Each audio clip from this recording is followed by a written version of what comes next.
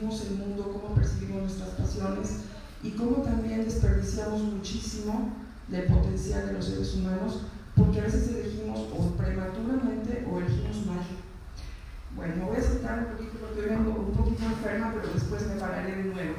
Bueno, nuestra aspiración profesional tiene mucho que ver con la importancia de seguir nuestra pasión. La pasión es un sentimiento y este sentimiento se instaura en las personas a veces a muy temprana edad, a veces no lo descubrimos y a veces muy tardíamente podemos detectar qué es lo que realmente nos está moviendo o que realmente nos interesa. Las personas pueden tener o no tener pasiones en su vida, pero cuando ocurre, cuando tienen una pasión de algo, y acuérdense ustedes, y a lo mejor muchos de ustedes tienen pasiones, generalmente se mueven curiosos, se vuelven activos. ¿Cuántos de nosotros no hemos invertido tiempo, dinero, esfuerzo, muchísimo trabajo por una pasión? Y las pasiones pueden ser muy distintas. Por ejemplo, podemos tener pasión por cosas muy positivas que nos van a ayudar enormemente a nosotros y a los que están cerca, pero también podemos tener pasiones de orden absolutamente negativo que pueden generar destrucción para nosotros y para quienes están también cerca de nosotros. Y ahora la pregunta es, bueno, ¿hay alguna diferencia entre tener pasiones y saberlas hacer bien? ¿Cuántas veces no hemos visto, o a nosotros nos ha ocurrido también, que tenemos pasión por el canto y sin embargo cantamos horrible? Y entonces decimos, bueno, a veces podemos ser discretos y nos quedamos guardados en nuestra casa porque sabemos que nuestra voz no es lo armoniosa posible como para poder cantar. Pero otras veces salimos al mundo y muchas personas salen aún con su pasión sin saberla hacer bien. Y esto puede también conducirnos a otros derroteros, a otros lugares un poco complejos. Ahora, podemos ser grandes apasionados de algo y sin embargo nunca desarrollarlo, que se queda como guardado y decimos, bueno, primero voy a trabajar y pagar mis cuentas y después cuando yo termine, entonces seré una gran fotógrafa, entonces seré un gran diseñador, entonces puede ser un gran futbolista, etc., ¿no? ¿Y qué hacemos? En muchos casos, lo que les comento ahorita, podemos, si somos valerosos, desde muy pequeños y lo descubrimos, lanzarnos sobre esa pasión y en consecuencia será más fácil poder determinar la elección profesional que podemos tener. Otras veces, no obstante, es dificilísimo poder elegir. No sabemos muy bien cuál es nuestra pasión. Nos gustan muchas cosas, pero no tenemos una pasión específica. Y entonces entramos en periodos de gran confusión y decimos, bueno, entonces yo he visto en mi consulta, y después les voy a platicar un poquito esto, gente que dice, bueno, ¿dónde hay más dinero para que yo me vaya a estudiar esa carrera? ¿Sí? ¿O dónde me alejo más de mi familia?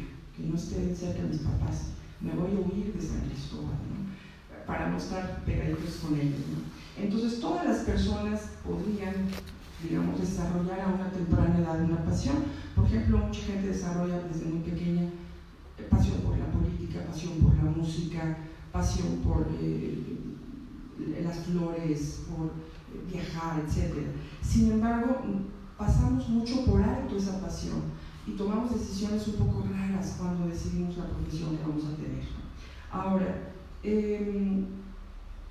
muchas veces, y para esto déjenme comentarles que es muy interesante, muchas veces ocurre que cuando ya es el momento de elegir, hemos echado a andar una maquinaria psicológica en toda nuestra casa.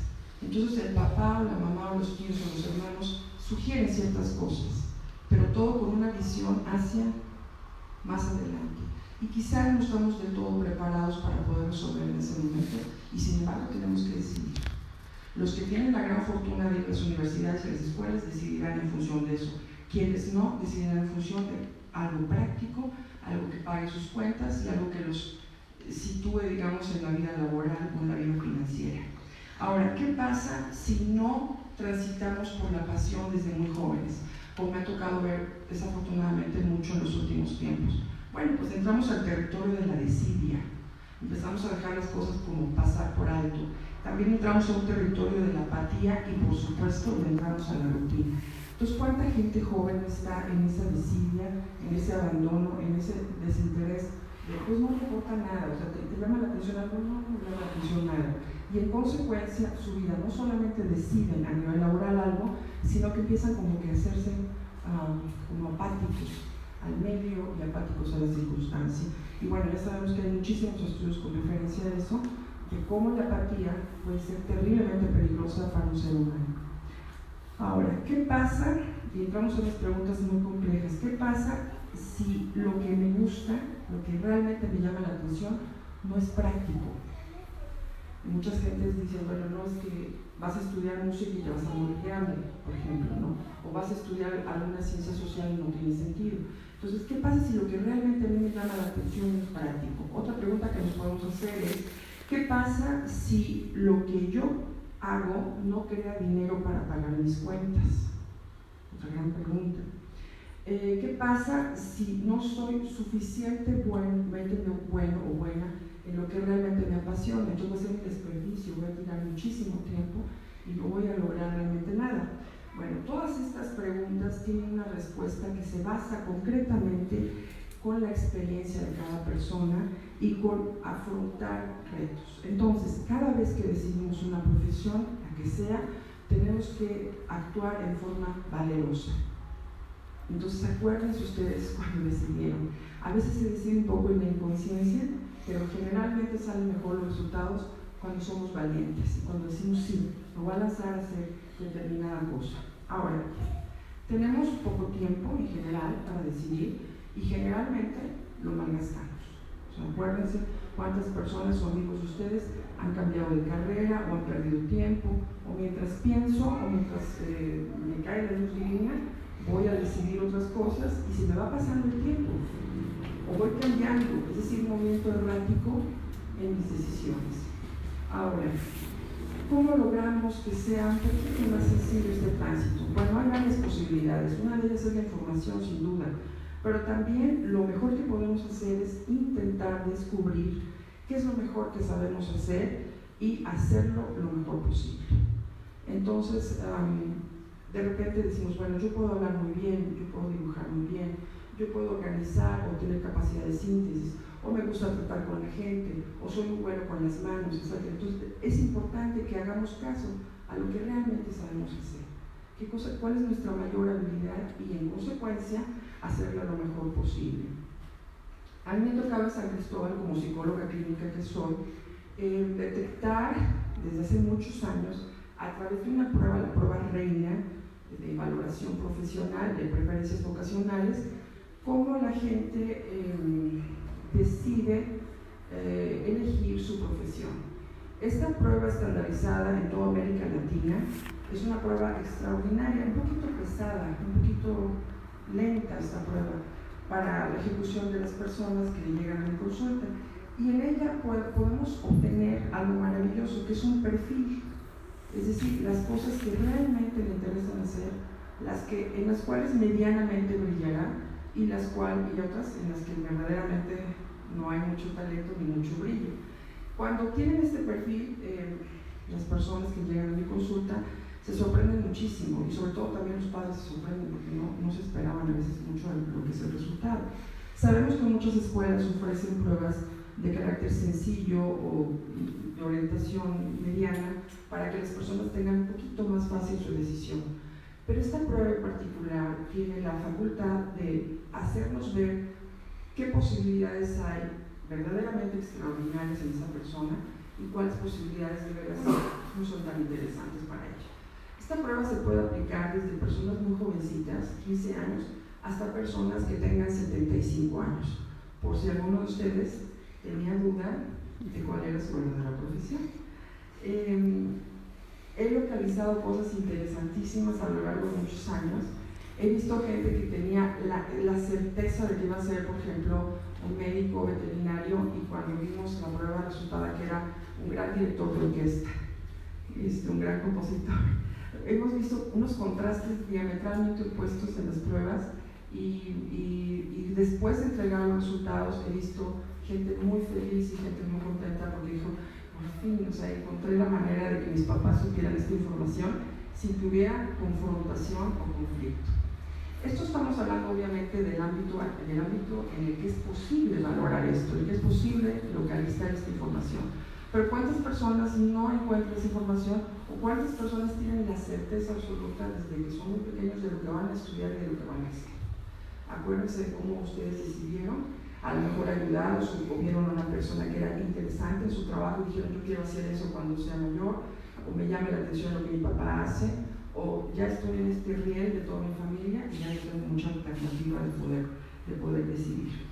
Ahora, ¿por qué es tan importante poder elegir nuestra profesión previamente en un momento tan crítico como cuando somos muy jovencitos? Porque después los niveles de insatisfacción hacen que haya abandono escolar, pero no solo eso, sino que el trabajo que desempeñamos en nuestra vida adulta sea de baja calidad, o terminamos haciendo otra cosa. Sabemos muchas veces de ingenieros o de personas que han estudiado profesiones serias que terminan haciendo otra radicalmente distinta. O el clásico ejemplo en San Cristóbal, por lo menos, de abogados que terminaron conduciendo un taxi. ¿Sí? Ya son otras circunstancias, no encontraron un buen nicho, no hay un buen dinero, etc. Según Gallup, dice que México ocupa el último lugar en Latinoamérica en satisfacción laboral. O sea, estamos totalmente insatisfechos del tipo de trabajo que tenemos o del tipo de trabajo al que nos fue conduciendo la vida. Solo el 12% de las personas que trabajan en México están satisfechas. Imagínense qué poquitos. Vamos a suponer que aquí somos 100 personas y solo 12 personas estarían satisfechas absolutamente del trabajo que desarrollan. Por supuesto, el 60% de los trabajadores mexicanos están en franco descontento de lo que realizan o de lo que están haciendo. Y bueno, si ya nos vamos a una cosa un poco más dramática, el 28% de los trabajadores en México odian su trabajo, es decir, odio franco y directo. Entonces, ¿cómo se hace para que uno pueda más o menos conducirse con veracidad de lo que uno tiene como pasión para elegir una carrera y en consecuencia vivir de ella, pagar sus cuentas, ayudar a los demás, sentirse pleno? Pues muchas veces se logra con mucho tiempo, con un tránsito muy pedregoso, y otras veces se logra medianamente fácil. Pero también descubrimos, y bueno, a lo largo de todos los años que he trabajado, he descubierto que hay muchas personas cuyos talentos fueron ignorados, cuyos talentos fueron relegados, se dedicaron a otra cosa que la hacen medianamente bien, pero lo valioso, lo fuerte, lo poderoso de esa persona quedó a un lado. Y eso es una verdadera tragedia. Nos pasa mucho a los mexicanos, hay muchísimo talento en México y lo he visto una y otra vez, talento relegado. Ahí se queda escondido, ahí se queda oculto. Bueno, ¿cómo entramos al deseo y el cruel optimismo? Bueno, el deseo naturalmente es la consecuencia de una emoción. La emoción es lo que nos mueve a nivel fisiológico y este movimiento fisiológico después nos hace tener sentimientos. Ya sabemos que la pasión es un sentimiento. Y entonces tenemos este deseo de saciar algo, esa es la pasión. Entonces acuérdense ustedes si a lo mejor aquí hay alguna persona que tiene una pasión muy fuerte, por ejemplo, por el deporte, el fútbol. Miren, aunque pase lo que pase, va a hacer lo posible por llegar a ver el fútbol, o por estar, o por comprar, o por ver la televisión, etc. Aunque tenga mucho trabajo, que esté enfermo, etc., va a provocar estar en ese momento. Es decir, hay emoción, hay sentimiento, y en consecuencia se acciona. El deseo generalmente nos puede llegar a desubicar muchas veces, nos puede llegar a hacer proyecciones y en algunos casos extremos nos puede llegar a emitir comportamientos excesivos. Podemos ser a veces rayar un poco en el exceso cuando estamos en una pasión, pero el deseo es también extraordinariamente un portavoz de quienes somos.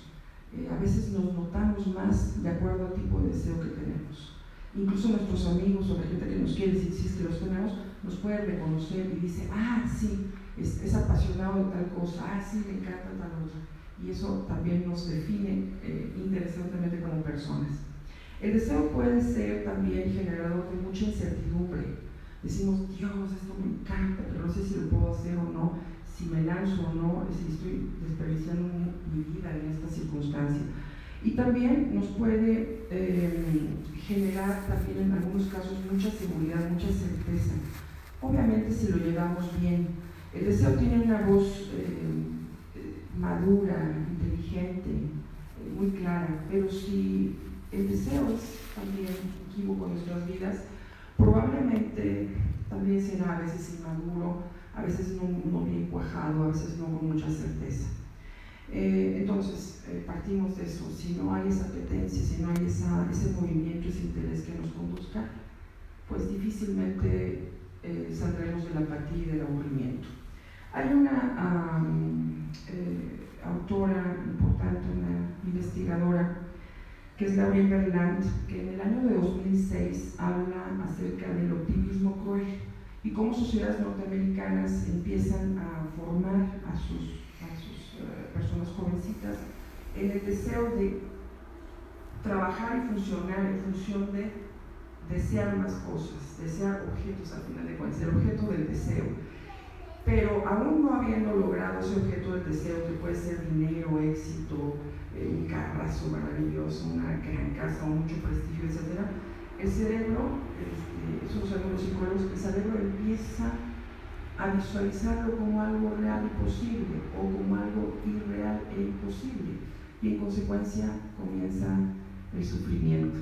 Ahora, la profesora Berlant habla acerca de que el cruel optimismo es un apego absoluto a los objetos del deseo, y hay mucha fantasía en esto, no en la posesión, porque todavía no digamos que no les pertenece en ese momento ese deseo de lo que va a ser su profesión, y entonces ocurre una amenaza al bienestar de la propia persona, al bienestar de la vida misma. ¿Por qué? Porque puede aparecer el miedo de que la pérdida de ese objeto conduzca a una total desesperanza. Esto es un postulado muy interesante, está hecho en la Universidad de Chicago, y la profesora existe y pueden consultar este libro, ¿no? Entonces, este concepto de Berlant le permite a ella analizar los motivos que hoy en día tienen muchísimas personas cuando hacen caso omiso del efecto negativo o del efecto nocivo de sus vinculaciones en favor de un optimismo generalizado, ¿no? Es decir, elige una carrera y te ves súper bien, vas a ganar un mineral, te ves maravillosamente. Entonces mucha gente se amarra a ese concepto y después empieza ese como cruel optimismo de que la realidad es muy diferente. La vida cotidiana tiene otros retos, otros impactos severos, y muchísimas personas que aún eligiendo bien su profesión, aún eligiendo pues amarrados a este positivismo, a este cruel optimismo, seguramente llevarán un golpe en el tiempo subsecuente. ¿Por qué? Porque hay muchísimo trabajo psíquico, o sea, el trabajo mental que se ejecuta para poder mantener esta fantasía de bienestar, naturalmente desgasta.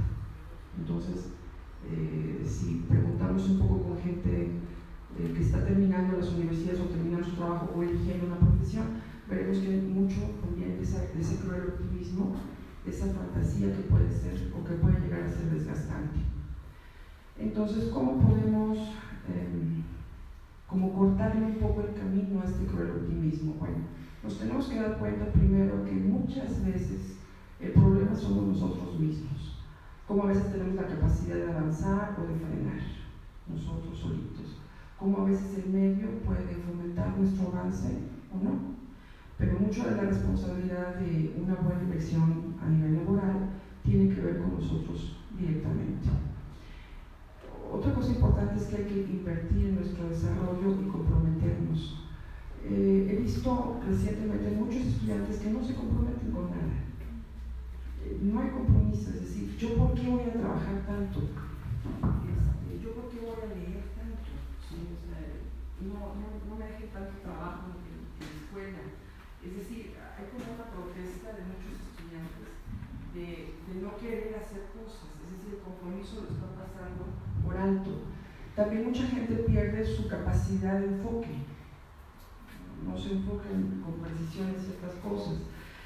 Y bueno, es importante en el caso de la gente joven, cuando doy conferencias, que puedan descubrir la causa central de qué están viviendo en ese momento, darse cuenta de cómo están las cosas en general, y una regla básica para elegir bien es no culpar nunca a los demás, ¿sí? Sino ser responsables de lo que realmente nos está tocando a nosotros mismos.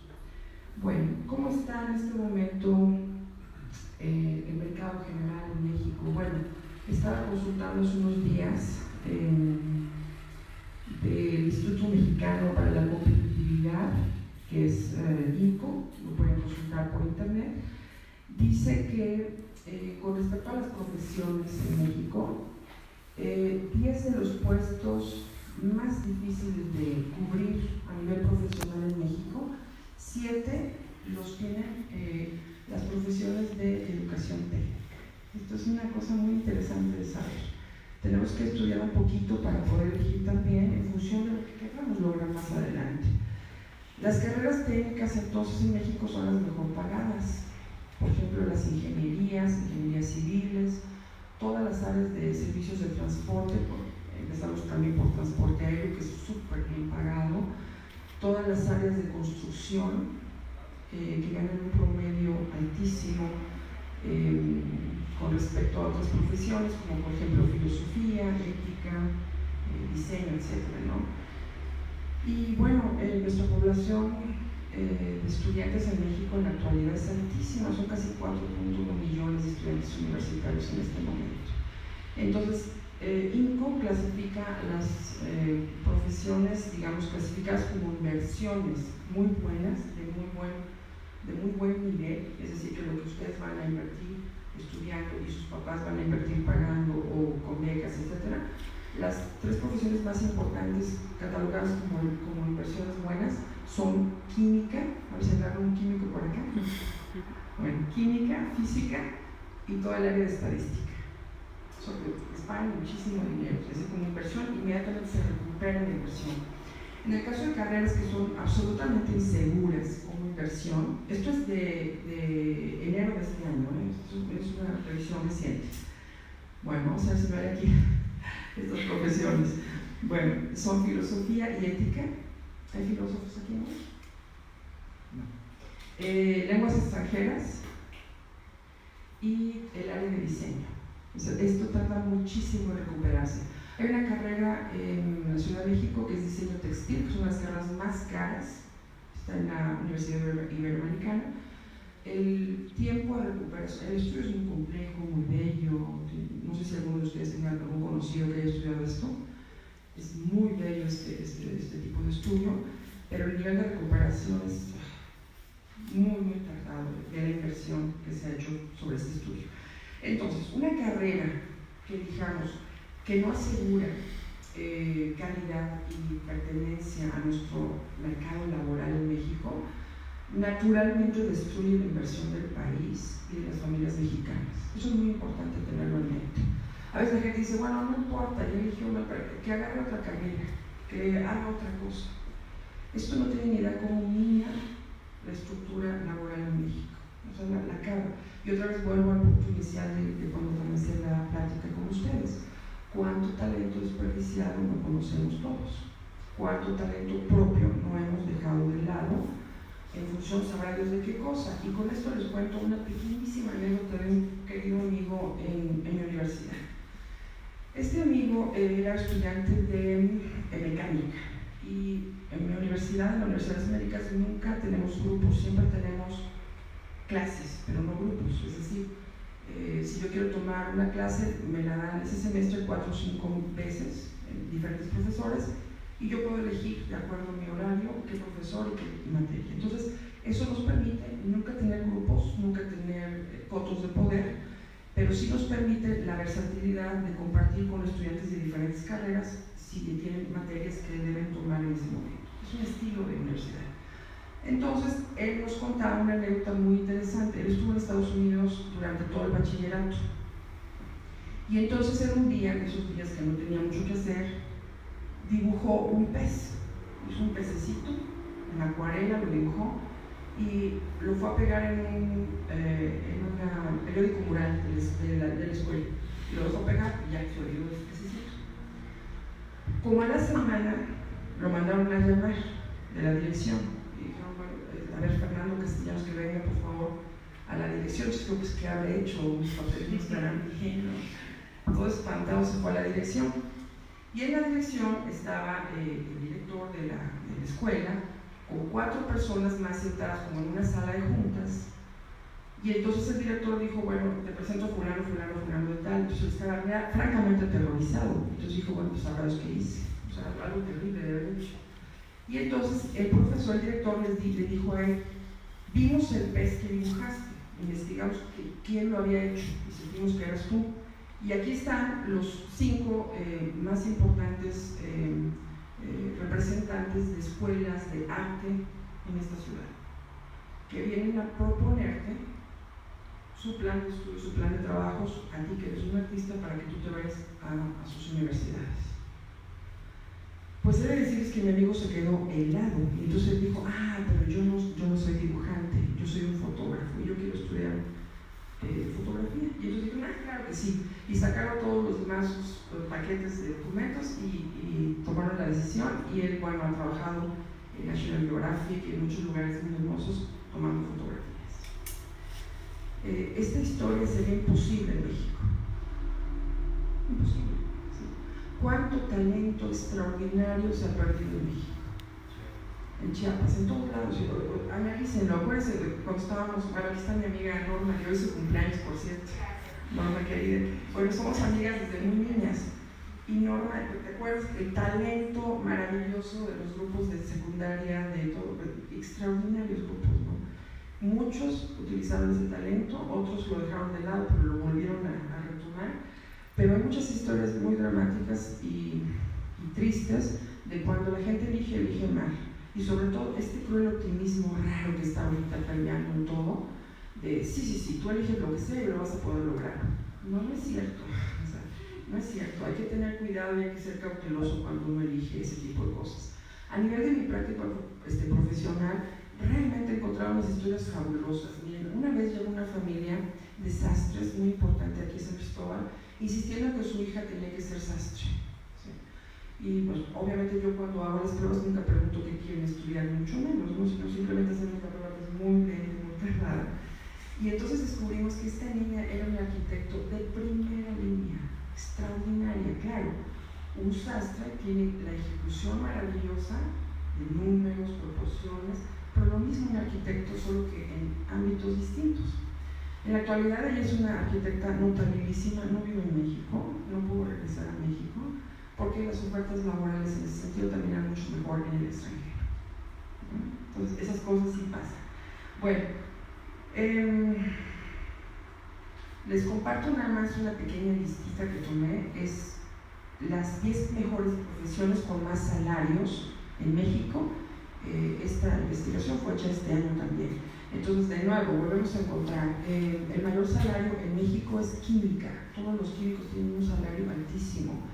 Todos los servicios de transporte, volvemos otra vez, pilotos de aviación y todo lo que tenga que ver con transportación marítima, etcétera, es muy bien pagado. Físicos, minería y extracción, todo el área de finanzas, banca y seguros, el área de estadísticos o de estadística, la salud pública también muy alta, el área de farmacia, que es todo lo que es farmacología, etcétera, ciencias ambientales y medicina. Estas son las top digamos, de México. Ya después todas las demás, todos los demás vamos acompañando de esa lista. Ahora les voy a compartir a ustedes las 10 con menores posibilidades de tener un buen salario. Bueno, asesoría y orientación educativa, filosofía y ética, criminología, que hay muchas personas que están estudiando criminología recientemente. El área de deportes también es muy mal pagada, salvo que sean deportistas de altísimo rendimiento y de fútbol, porque ese es el que más paga. Todos los demás deportes realmente no tienen un buen nivel financiero. También el área de formación docente preescolar, el área de formación en lenguas extranjeras, de la industria de la alimentación, de la formación docente en primaria, la formación docente para educación física, artística y tecnológica, que es un contrasentido, siendo México un país extraordinariamente sensible en el área artística, y el trabajo de atención social, también está con menor salario. Todos estos datos los encuentran en INCO, que es el Instituto Mexicano para la Competitividad Mexicana. Y bueno, otros datos duros importantes con respecto a esto. Bueno, mucho de la automatización, del uso de las computadoras, tan maravillosas y tan extraordinarias, podrá en los próximos 5 años reemplazar el 45% de las actividades dentro de un empleo. No 45 digamos de posibilidades de actividades de un grupo, sino de un solo empleo. Toda esta maravilla de las computaciones, de la computación, puede reemplazar hasta un 45, casi la mitad del trabajo que desarrollan en este momento muchas personas. Manpower dice que en México curiosamente, es uno de los 8 países que más empleos podrían generar en los próximos años. O sea, tenemos un gran potencial de generación de empleos, pero para lograrlo, para que realmente ocurra, se necesita una capacitación continua. Entonces, no solamente basta lo que aprendimos, ya sea a nivel técnico, o a nivel empírico, o a nivel académico, sino basta también, es necesaria la capacitación continua. Tenemos que seguir aprendiendo cosas. Tengamos la edad que tengamos, es importantísimo aprender, entender, volver a luchar cada día, porque puede ser nuestra pasión o puede ser lo que hayamos decidido como profesión. En México también la cifra de empleadores que capacitan a sus empleados es muy alta. Podríamos suponer que no, pero el 60% de los empleadores en México capacitan a su gente. El problema es la rotación. ¿Por qué hay rotación? Porque generalmente los salarios son muy bajos. Entonces hay una gran rotación, y entonces la capacitación, que es un gran esfuerzo que se hace en ambas vías, que lo hacen tanto los empleadores como los empleados, pues se pierde. ¿Sí?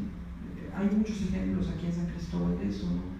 A lo mejor alguno de ustedes se acuerda de la fábrica de hilados y tejidos, que después quedó aborrecida muchos años. Después se retomó para hacer una fábrica de pantalones de mezclilla, y bueno, yo tuve muchos pacientes de esa fábrica que me llamaban en consulta, me contaban las historias que, bueno, si les cuento ahorita, caen muertos del susto, de cómo la capacitación era verdaderamente una lucha permanente, tanto para empleadores como para los que iban a la capacitación. Finalmente se destruyó todo, se acabó el proyecto, se cerró la fábrica, en ese caso, ¿no? No quiero decir que eso pase en todo México, por supuesto, ¿no? Bueno, ahora, en el futuro, en México, tener empleo va a depender mucho menos de lo que aprendimos y mucho más de nuestra capacidad de aprender, de adaptarnos y de ejecutar cosas. ¿Sí?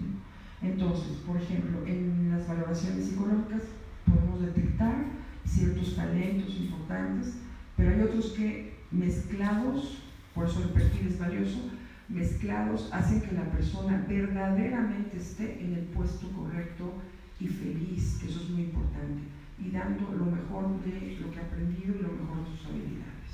¿Sí? A veces, por ejemplo, cuando me llaman a alguna empresa y veo que hay conflicto en esa empresa, empiezo a identificar los líderes, empiezo a identificar cómo están las cosas en ese lugar, y en realidad no había un gran problema en ese lugar. Lo que había era una mala colocación del trabajo que hacían las personas. ¿Sí? Y entonces movemos algunas cositas, pulimos algo a que está a lo mejor en un lugar donde no debía estar, lo trasladamos a un lugar donde sea más visible, y resulta que empieza a florecer. Esto, con un poco de tacto, con un poco de cuidado, haría de México sin duda una potencia extraordinaria. En México es donde más trabajamos que en todo el mundo, pero no producimos. Ese es el problema. Trabajamos muchísimo, estamos sentados horas y horas haciendo miles de cosas, pero la productividad no es del todo interesante. Nuestro mercado laboral y los desafíos que tenemos, hay un libro que acaban de publicar, imagínense, apenas el 21 de agosto, o sea, hace unos días apenas, de este año.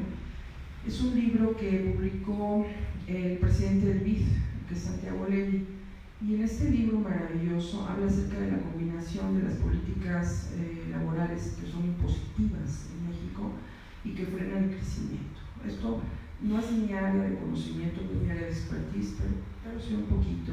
Y seguramente aquí habrá un especialista que sepa mucho más de eso, ¿no? Entonces, ¿qué pasa en México? En México hay muchísimos esfuerzos de mucha gente, pero el problema es que son mal recompensados. Ese es el verdadero problema en México. El problema no es que haya trabajo, que no haya, que sí, no. El problema es primero que elegimos mal, pasamos por alto nuestras habilidades, ignoramos el talento que tenemos, elegimos de una manera muy absurda, pero sobre todo lo que se haga de esfuerzo tiene mala recompensa. Y el que no trabaja y el que no hace generalmente es recompensado en México. Piensen un poco, van a darse cuenta que es verdad. Entonces, de acuerdo al escritor Santiago Ley, dice que el desempeño de la economía mexicana es absolutamente una paradoja, absoluta, totalmente. Porque ningún país, óiganlo bien, esto me impresionó mucho a mí, ningún país de América Latina, ninguno ha invertido y ha hecho tantos esfuerzos como México por integrarse a la economía mundial como México y con tan pocos resultados. Entonces, ¿qué quiere decir? Hay mucho esfuerzo, mucho trabajo, pero el resultado siempre es muy pobre, no cuaja, no termina de funcionar. Y sin embargo, los mexicanos están luchando, y si no es por acá, es por acá, y si no es por este lado, es por otro lado. Entonces, México, en realidad, aunque a veces pensemos lo contrario, ha gestionado su economía en forma medianamente prudente. O sea, vamos más o menos decentes. Le ha invertido a la educación, a veces no en forma muy ordenada, muy constante, pero es una economía que tiene muy poco crecimiento en la región. Entonces volvemos otra vez al punto. Entonces, ¿qué pasa? Tanto trabajo y no cuaja, tanto esfuerzo y no se ve.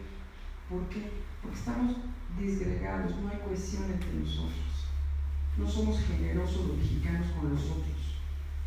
Nos abandonamos fácil. Preferimos a cualquier persona que venga a adorarnos la píldora y no protegemos nuestra área de trabajo y no compartimos lo que sabemos. No somos tan generosos como parecían los mexicanos. Esta es una percepción muy personal y la he comprobado miles de veces en mi consulta. Entonces, bueno, alguien diría, bueno, ¿dónde está el problema? ¿Está en la macroeconomía? Pues no, está en la microeconomía. Generalmente las políticas o las instituciones que hacen inhibir la productividad, observen bien, y entonces esta inhibición de la productividad pues, naturalmente va a impactar en nuestros salarios y se asignan mal los recursos, o sea, dinero hay. México es increíblemente rico, pero se asigna mal el dinero, se asignan mal los proyectos y entonces naturalmente sufren los trabajadores, sufren las empresas, sufren los proyectos. Entonces observen, por ejemplo en San Cristóbal, cómo hay cosas que funcionan como un reloj extraordinario, porque hubo gente talentosa que entró en ese momento, utilizó sus habilidades, hizo lo que tenía que hacer, encontró el apoyo, buscó los cauces importantes. Y son instituciones que son como relojes muy finos, funcionan bien. Pero de repente alguien los ve y dice, no, vamos a duplicar ese esfuerzo y lo echan a perder. O, no, mejor dejarlo que está allá, o lo destruyo, o me lo apropio, porque me queda muy bien para mi cartera de presentación. ¿Cuántas veces no hemos visto eso? Entonces hay es una paradoja al final de cuentas, habiendo tanto talento y tanto esfuerzo, se pierde. Cuando hay una mala asignación de los recursos de la economía mexicana, las empresas improductivas sobreviven. Esa es la gran tragedia de México. Y las empresas productivas tienden a desaparecer, se mueren o de plano no crecen.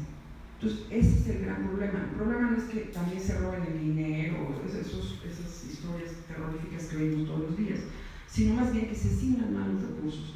Y entonces, todas las empresas que no producen nada, todos los trabajos que no sirven para nada, ahí están vivos, sobreviven, y todo lo que debería sobrevivir se muere o no crece. Esa es una de las grandes tragedias de México.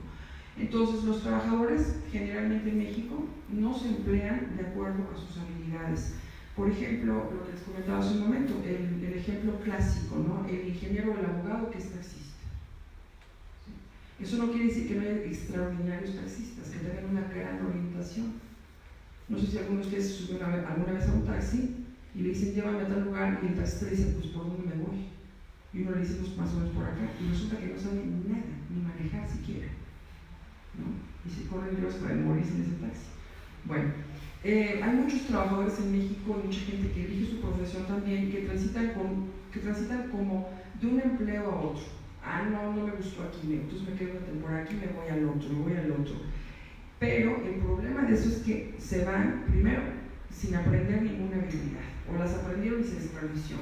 Y segundo, el sueldo no es bueno porque no está de acuerdo a lo que sabe hacer esa persona. Otra vez perdedera de tiempo. Bueno, entonces, si en México no hubiera una mala asignación de recursos en la economía, otro gallo nos cantara a todos, no nada más a los que trabajan en el gobierno, sino a todos en general.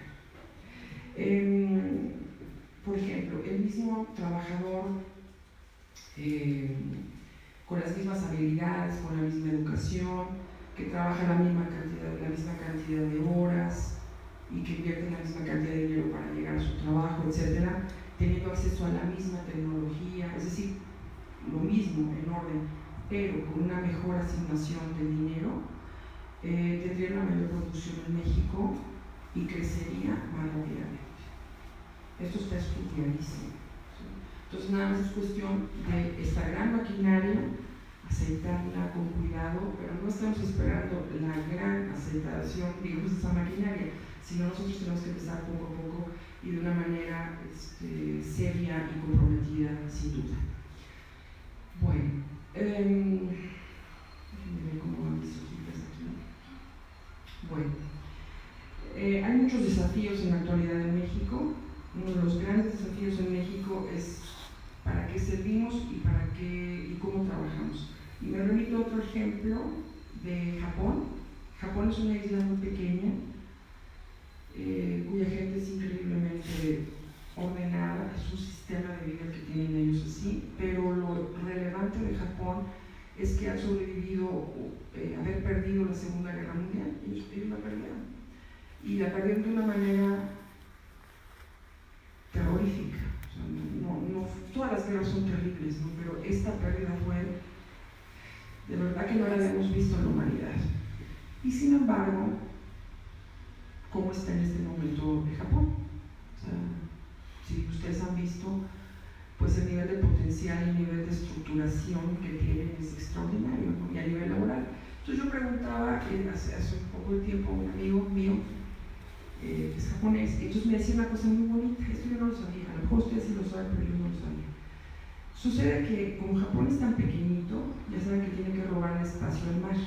Entonces el aeropuerto para llegar a Japón está sobre el océano. Entonces yo decía, pues está tan chiquito Japón que si tú te quieres trasladar, puedes conocer ciertas ciudades. Y él me decía, no es tan fácil conocerlas. Porque si tú naciste, por ejemplo, en San Cristóbal, tú te quedas a estudiar en San Cristóbal y no te permite que te vayas a Monterrey, o que te vayas a Puebla, o que te vayas a Guadalajara. Yo decía, ¿pero por qué no te dan chance de ir? Porque tú tienes que estudiar en esa escuela que te tocó nacer para que no gaste tu familia ese dineral de traslados, para que tú elijas tu carrera en función de lo que San Cristóbal necesita y no en función de otras circunstancias. Pensemos en México cuántos traslados tiene que haber de toda la gente que vivimos en México para estudiar algo que nos gusta o que nos llama la atención. Y buscamos también escuelas que dicen, bueno, en esta escuela voy a aprender más, porque la de aquí que me quedan 4 cuadras, pues nomás no aprendo nada. ¿De quién es la culpa en ese sentido? ¿Por qué tenemos que sufrir la distancia, sufrir la carencia afectiva, sufrir muchas cosas, todos los que hemos estudiado fuera? Precisamente porque no hay ese aporte, es decir, no hay cohesión de nuestra propia sociedad.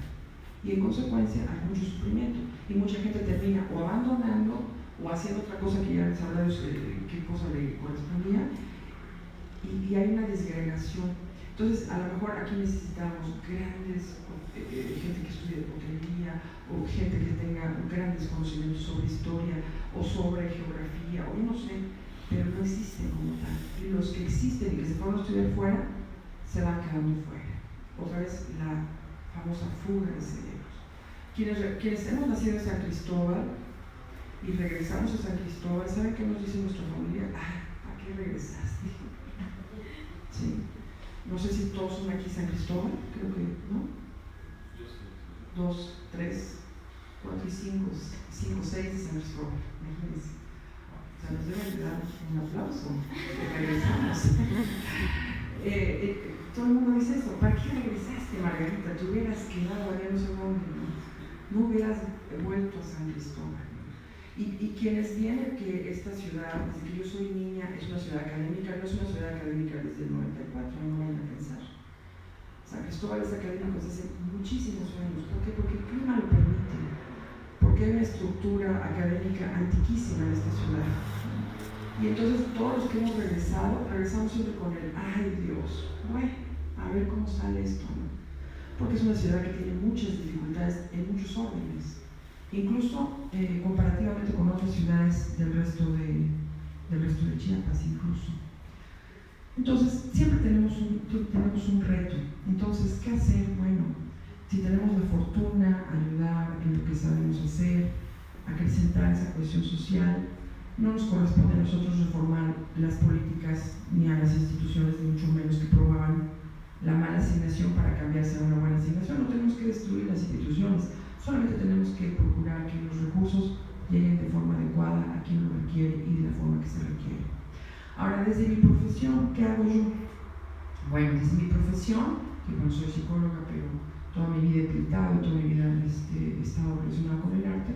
Bueno, desde mi profesión básicamente es colaborar con diferentes profesionales, tratar de entender, para apoyar a la gente joven o a la gente de distintas edades que tiene una habilidad para algo e impulsar y decirle, mira, si es posible, si se pueden hacer cosas, pero hay que ser serio, porque la responsabilidad es de cada uno. No hay que estar culpando ni al gobierno, ni a mi mamá, ni a mi papá no me dejó ir, etc. No, es responsabilidad de uno.